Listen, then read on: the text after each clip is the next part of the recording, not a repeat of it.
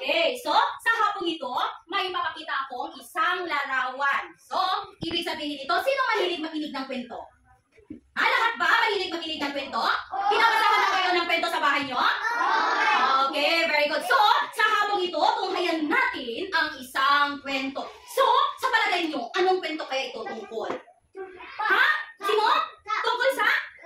Yes, trompo o isang tao. Sino na sa inyo ang nakapaglaro ng trompo or paano ito laruin? Ha? Paano laruin? Yes, ginagamitan ng tali. Okay, so sa palagay nyo, anong ginagawa ng isang trompo sa larawan? Ha? Tumiikot-ikot. Paano umikot ang isang trompo? Paano? Paano? Gaya ba dito? Ganyan ba? O ganyan-ganyan? Yes, ha? O kailangan ay siya ay umiikot, ginagamitan ng isang lubid. So, ang kwentong ito ay sinulat ni Joy Ceres at ginuhit naman ni Jomar S. Montinola at kinulayan ni Lloyd Guillier de Ibera. So, ang kwentong ito ay tungkol sa? Tungkol sa? Trompo. Pero bago yan, alamin muna natin ang ibang salita na makikita natin o matatagpuan o maririnig natin sa kwentong ito. So, ang unang salita ay turning. Ano ang ibig sabihin ng salitang turning? Ha? Trompo?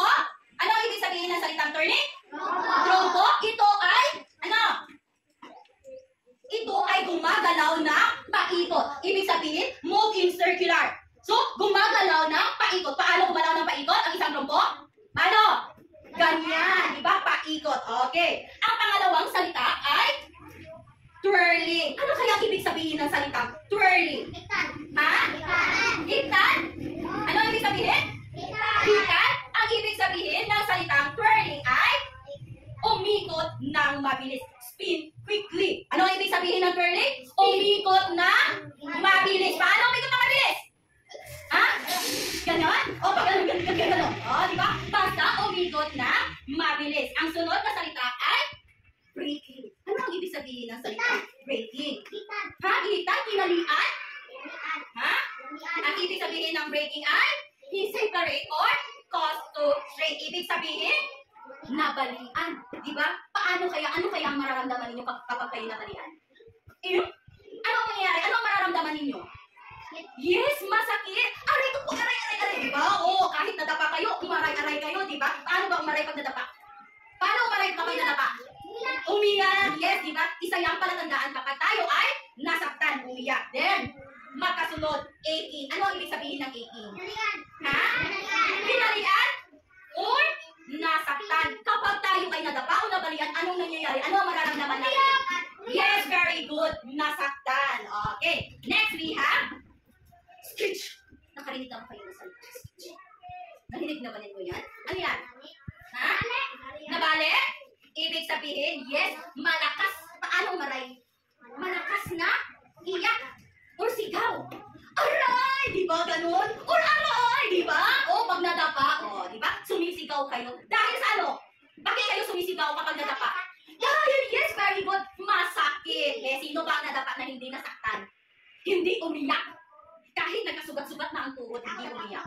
Okay, yan. Sumakit lang ang ulo. Yes. Ito, ang mga salitang ito ay ating matatagpuan sa kwentong ating babasahin. So, sa hapong ito, tunghayan natin ang kwento ni, ano pamagat ng kwento natin? Trompo! Si Tipitap, super top. Bakit super? Yes, very good. Dahil ang lakas niyang umikot, ang bilis niyang umikot. So, sa palagay ninyo, ano kaya ang mangyayari kay Trompo? Malibog. Ha? Malibog? Mamalian? Mawala ng malay? Ano kaya sa palagay? Nadapa? Masaya? Ano pa? Masakitan. Yes, masaktan. Pwede rin. Diba? Pwede masaya, pwede masaktan, pwede nabalian, pwede nadapa. So, sa hapong ito, lahat kayo ay makikinig. Tunghayan natin ng sabay-sabay ang kwento ni Tipitap. Sino ang unang tauhan natin sa kwento? Si? Anong pangalan? Yes, si Tipitap. Okay, so, ito si Tipitap na tinatawag na super top. Bakit kaya siya tinatawag na super top? Yes, dahil siguro, dahil ang bilis niyang umikot dahil sa kanyang pangalan na super top. Okay, so, sabi ni super top, I can spin by myself. I can beat any elf. Sino to? Elf. Ano sa Pilipino si elf? Isa? Yes, very good. Di windy. So, mabilis nang umikot kay Candiwelly or mas malagpasan niya pa si Diwendy, si Elf. So, I love to spin, says Tipitak. Ang sabi niya, he loves to spin. Then, I love to turn around and around and around. Anong gusto niya? To spin. Turn around, diba? Yan ang gusto ni Tipitak. Yes, then, Mother Top says, Tipitak, times for your nap. Anong sabi ng ina? It's time to nap. But what Tipitak did? But Tipitak does not want to stop. Dahil gusto niyang umikot na umikot. So, tip-tap-tap, I'm Tipitak, I love to spin. I don't want to stop. O, diba? Dahil gusto niya umikot ang umikot. Ayaw na niyang tumigil. Kahit pinapatulog na ng kanyang ina, ayaw niya pa rin tumigil. So, Tipitak, time for your bath. But Tipitak does not want to bath. Ayaw niyang matulog. Ayaw din niyang maligo. Bakit? Bakit ayaw niyang maligo? Yes, very good. Dahil gusto niya umikot na umikot. Ayaw niya tumigil na kaikot-ikot. Then, Tipitak, time for your dinner. But anong sabi ni Tipitak? No, but Tipitak does not want to eat. Bakit kaya? Ayaw niyang kumain. Yes, very good. Gusto niya pa umikot na umikot. Then, tip-tap-tap, I'm Tipitak, and the 50s, and I'm the best. Diba sabi niya, siya daw ang pinakamabilis at pinakamagaling na top. Okay, so, Tipitak tops keep spinning, turning, and turning from morning till evening. Ano? Gusto niya palagi lang siya? Umikot. Then, ang umikot at umikot hanggang umaga patungo? Yes, sa gabi. From morning to evening na umikot ng umikot. So, ano kaya ang nangyari kay Tipitak? Ayaw niyang tumigil. Ano? Gusto niya pa rin umikot. So, anong nangyari sa kanya? Then, Tipitak keeps turning and turning dahil sa kanyang kakikot-ikot at palaging umikot. Anong nangyari? Naligsan ba siya? Siya ay nadapa? Ano nangyari? Siya ay nabundol ng isang sasakyan. So, anong nangyari? Si Tipitak ay natapon sa tabi. Nasaktan ba si Tipitak? Anong nangyari sa kanya? Siya ay ano? Nadapa, nabundol ng isang sasakyan. So, siya ay ano? Natuwa ba siya? Siya ba'y tumawa? Hindi. Yes. Ouch! Ang sakit, di ba? Umiyak siya sa sakit dahil nabundol ng sasakyan. Sumakit ang kanyang ulo. Then, nabali ang kanyang likod. O, na-break daw ang iyahang likod. So now, Tipitak runs towards Mama Top and gives her a tight hug. So, anong ginawa niya? Tumakbo siya sa kanyang ina. At anong kanyang ginawa? Nag-hug. Then, Tipitak says, sorry, dear Mama Top. Now I know when to stop. Ano sinabi ni Tipitak sa kanyang ina? Ha? Ano sinabi niya? She says, sorry. Humingi ng tawad si Tipitak. Bakit siya humingi ng tawad si Tipitak sa kanyang ina?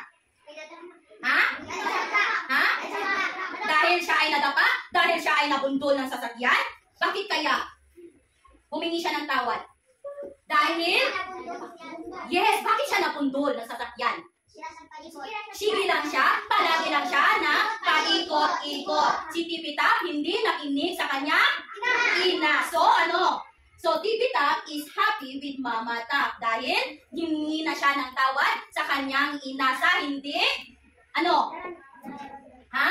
Dahil sa nangyari kay Tipitak, na-realize niya na kung kailan huminto, di ba? Pag sinabi ng kanyang inang, it's time to eat, kailangan tumigil at kumain. Pag kailangan maligo, yes, kailangan ding huminto at maligo. Pag kailangan na matulog, yes, kailangan din tumigil at matulog. So, kailangan natin makinig sa ating magulang. So, sino ang pangunahing tauhan ng kwento natin?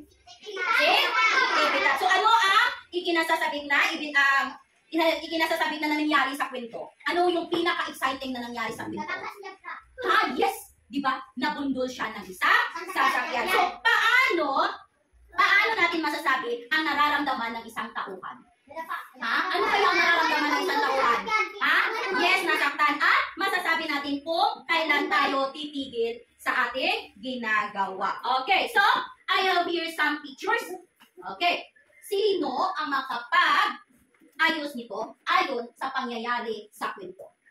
Ano ang una kaya? Nadapa ba ang nauna? Ano? sino ang sunod-sunod ng mga larawan ayon sa kwento. Okay, sa unang hanay, sino? Ano kaya dito? Saan kaya dito ang unang nangyari sa kwento? Hindi siya matulog. Ha? Hindi siya matulog. Ayaw niyang matulog ba ang nauna? Hindi. Ha? Ayaw bang matulog ang nauna? Saan kaya dito sa larawan?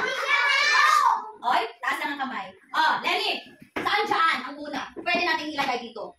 Okay, tanggalin mo doon at ilagay dito kung saan dyan ang unang nangyari. Okay.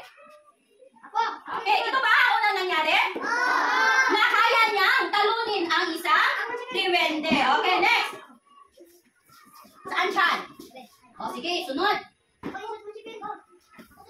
Tama ba? Okay, very good. Ano nangyari dito? Ano nangyari dito sa larawang ito? Ay, upo lang muna. Upo lang, tapos sasang. Ano kaya nangyari sa larawang ito? Yes, ayaw niya matulog kahit siya ay pinapatulog ng ina. Next, saan? Ang sunod? Oh, Francisca. Ano pangalan? Oh. Sunod? Ano sa palagay niyo? Ayaw niya? Yes, very good. Ayaw niya? Kumain. Oh, next. Naturang nakaupo ang tatawagin ko. Ha, ayaw ko niyan tumayo at palagi. Mama, taas lang ng kamay. Okay, go, next. Sunod ay? Ano sunod? Ayaw niyang kumain? Sunod? Ayaw niya? Maligo. Tama ba? Yes, very good. Oh, next. Ano ang sunod na pangyayari?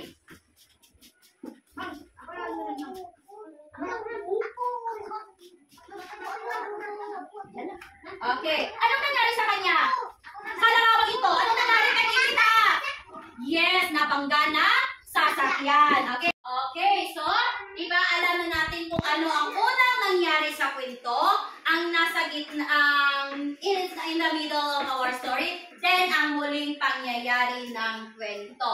Okay, so sa hapong ito, bibigyan ko kayo ng gawain na by pair. So, gawin niyo to kasama ng inyong katabi. Okay, so, gugupitin ang larawan at idikit kung ano ang unang nangyari, ang pangalawa at ang huling nangyari ayon sa kwentong ating binasa. Okay, go!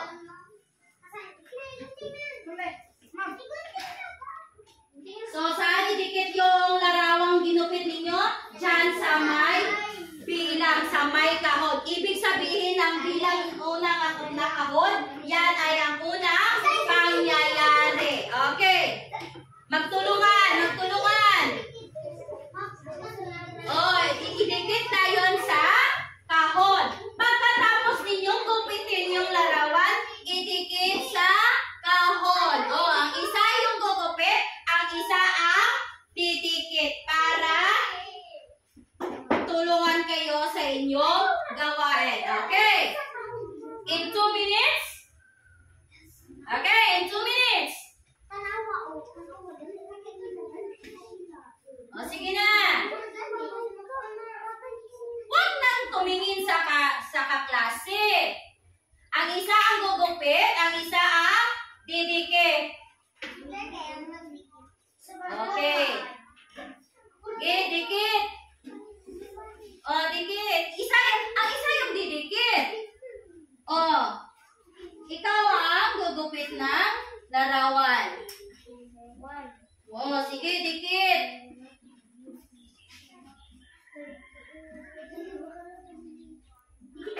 O, dikit na. Ano ang unang nangyari? Sige, dikit na.